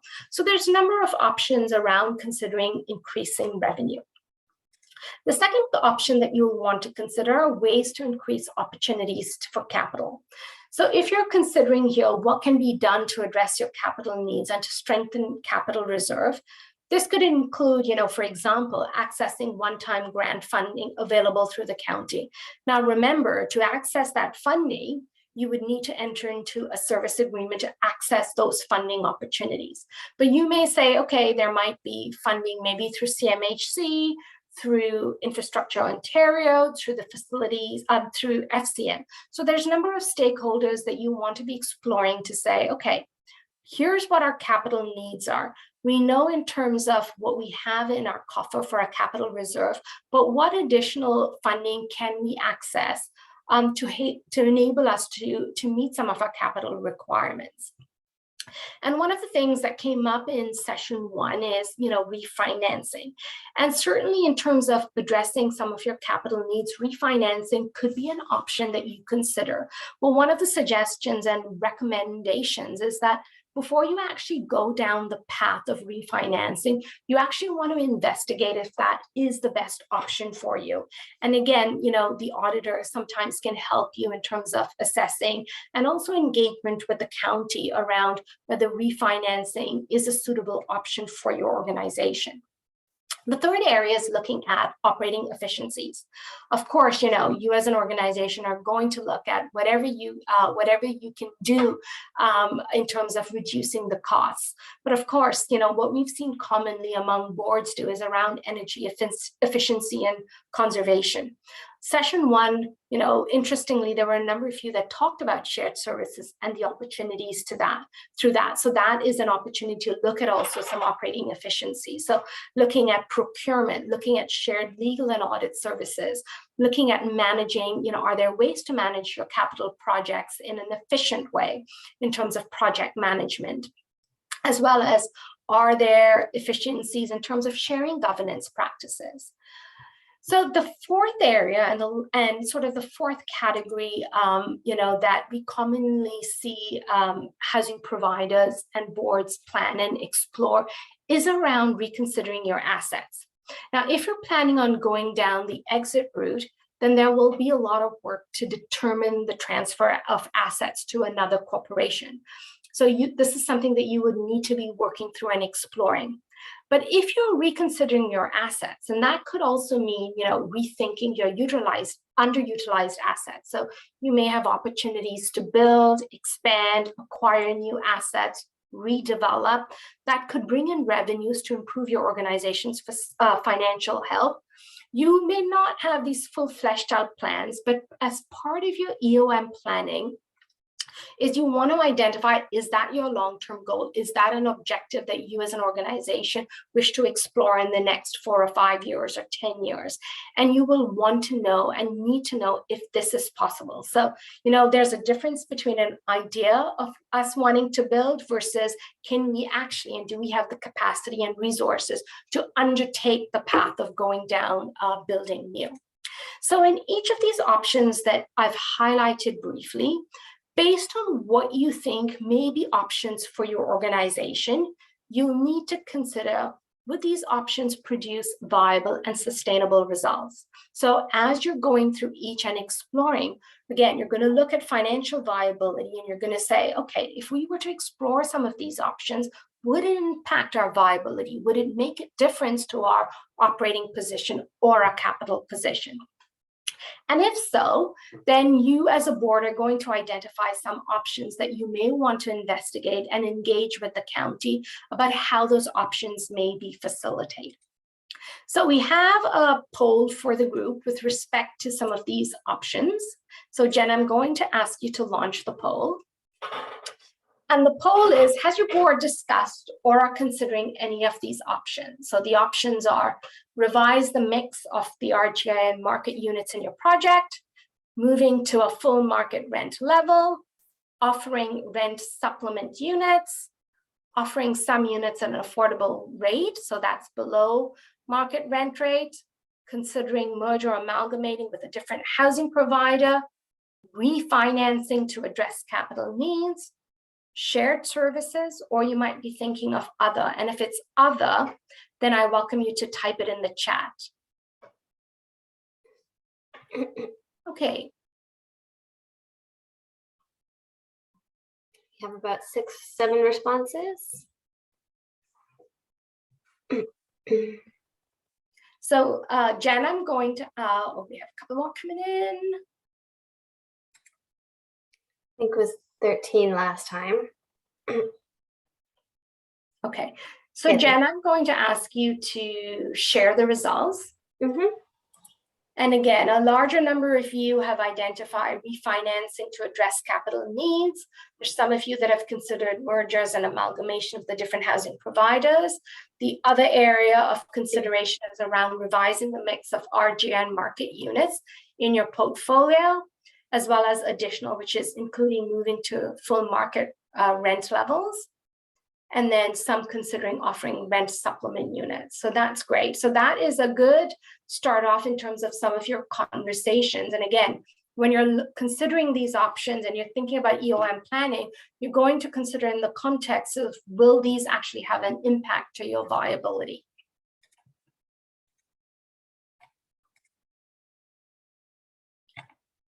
So, and of course, as you go through this sort of planning process, you are going to share your thinking, and we recommend sharing your thinking and planning with the county early on through the process.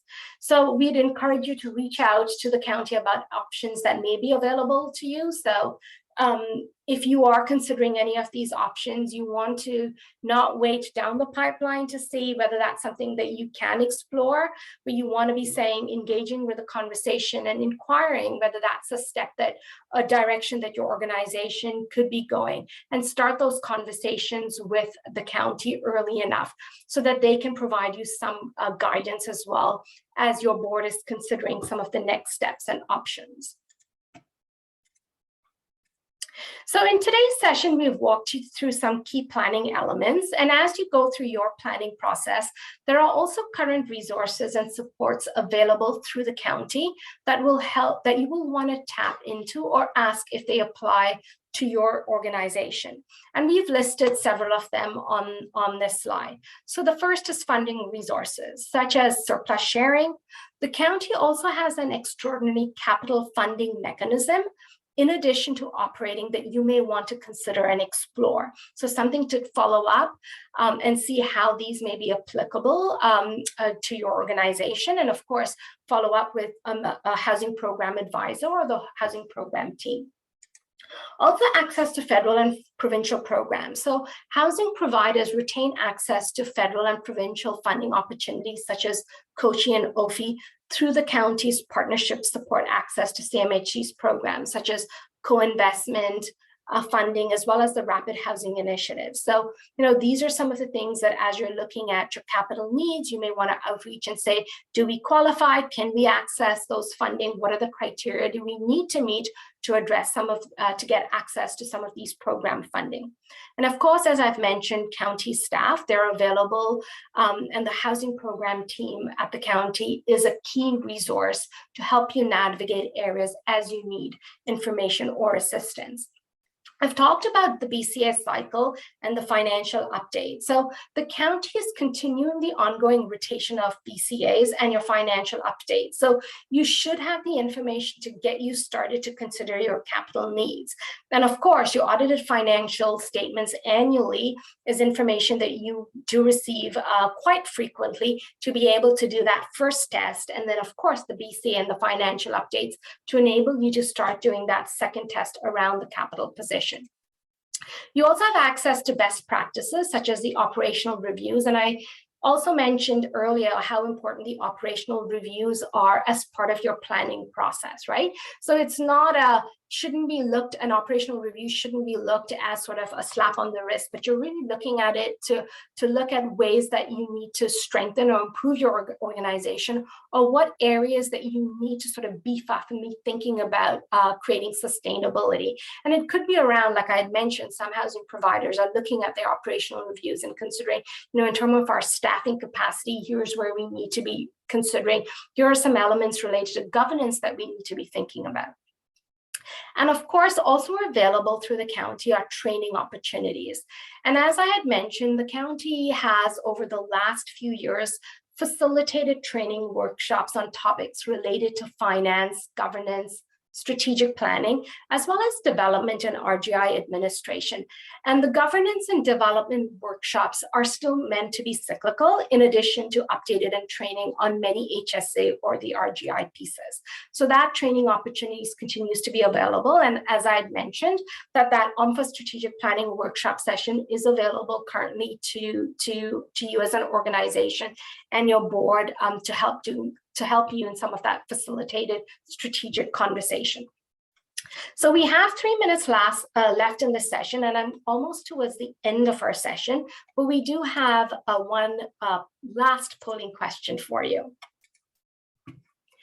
And the last polling question that Jennifer is going to launch is, what may be some of the tools and resources that you or your board members may need to support your planning? Some of our options are determining and interpreting your capital needs, developing a 10-year capital plan, facilitated discussion with the board about end of mortgage, conducting a financial viability assessment, and other. And if you've indicated other, please feel, and if you're comfortable, please feel free to share that in the chat. That will help the county understand what are some additional resources and tools that they need to be considering, or that you may need in supporting you in your planning. So Jen, I'm going to ask you to share the results. Mm-hmm. And maybe if you could do a quick summary of what you're seeing as the results. Sure. So the clear winner was, not winner, but most popular was the facilitated discussions with the board about end of mortgage. Right after that, it's conducting a financial viability assessment. And then we had some answers about, three about determining and interpreting capital needs. 4 people would like to develop a 10-year capital plan. And then 3 have voted for other. Perfect. So to continue to support you in planning for end of mortgage, and we've covered in this session some of the key elements. One of the key components of our work, so HSC's work with respect to these workshops, is developing a supplemental toolkit, which is specific to EOM planning for boards and staff that you can access and use on your own to plan as you plan for end of mortgage. So just to sort of summarize there's a lot of information that we've covered in the previous two workshops, and we will be covering in session 3. So we are creating what we are considering, or what we're calling, a living EOA toolkit, which would include planning resources. And that would include a compilation of all the recording of the workshop sessions, a copy of the presentation sessions, and any documents or links or tools or templates or resources available in the sector that were referenced. So for example, you would have heard me talk about the simplified assessment tool. We would include that in the resource package available for you as well. We'll also provide you with links to the county tools and resources. So we'll provide you with the information from that OMFA strategic planning session and additional tools and resources that would support you in your planning. And if you remember, in workshop session 1, we had outlined at a high level a work plan. So those are some additional tools and resources that we will be including in the toolkit to support your planning process. So what we are planning on doing is, and I know in the last session, we had heard, will this recording of the session be available right after the session? So what we're planning on doing is, once we have completed all the 3 workshop sessions, we will be then packaging the EOM planning toolkit, and that will be made available through the county after the completion of that 3rd workshop session. So we'll go through the last session, which is on July 27th, and subsequent to that, we will be providing you with that toolkit of resources. And now, speaking about the 3rd workshop, and this is really the very last slide for our session, the final session in the EOM planning series is on July 27th, and that's from 1 to 3 p.m. And that session will be facilitated by Jennifer. And the session theme is understanding organizational readiness and capacity. And this will be focused on how the board can use the existing tools and resources, as well as best practices and some innovative ideas to take the next steps as you plan to engage the county on future direction. So the county will be sending out details for this last workshop in the next couple of days.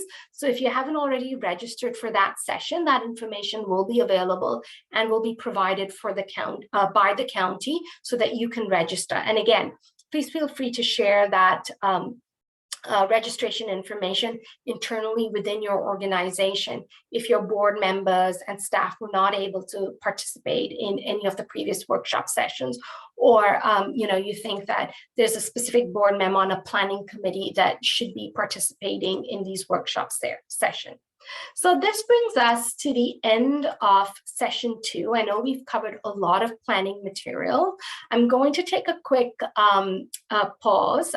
We are 2 minutes over, but this is really our last session, last slide. But I do want to just to facilitate any comments that have come in through this chat. And I see Patricia. Thank you, Patricia. I hope I feel better as well. I can slowly feel my voice disappearing. Peter has put some information on 4 cooperatives around asset management and financial planning services, as well as a co-op webinar that's on July 13th, which is today at 6 p.m. Thank you, George. So on that note, if there's no additional questions or comments, on behalf of Jennifer and myself, we'd like to thank you for making the time to participate in this session.